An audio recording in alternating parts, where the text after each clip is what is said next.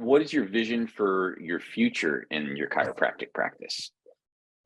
I I believe my next ability to grow is to be a CEO.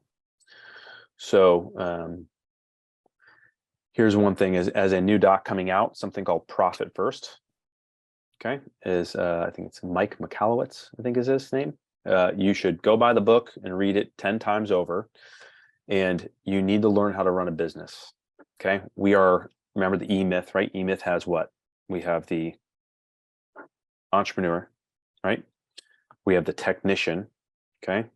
And so we're grown technicians, we're not the entrepreneur, right? So, and we have to be able to like grow to that piece, because then there's the manager portion, which is the people, right? So manager, you can learn on the way, but the entrepreneurs, you need to like understand there's pieces of that need to grow. So Profit First is really great. This is something that I got into 2 years ago and set my business as a business and treating it like a business, like an actual true CEO. So to answer your question, my vision for my future is to run the office as like a true CEO.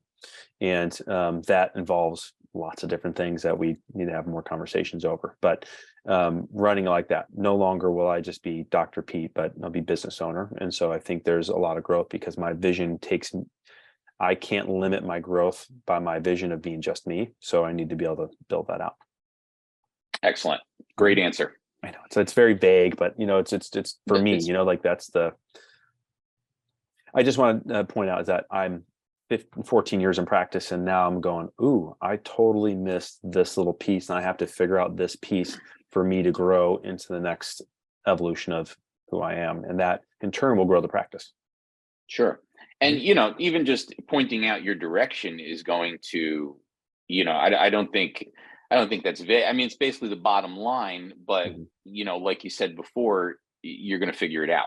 That is the vision, just like back in the beginning, which is why we go through from the beginning to the end, because at this point, you're still figuring stuff out.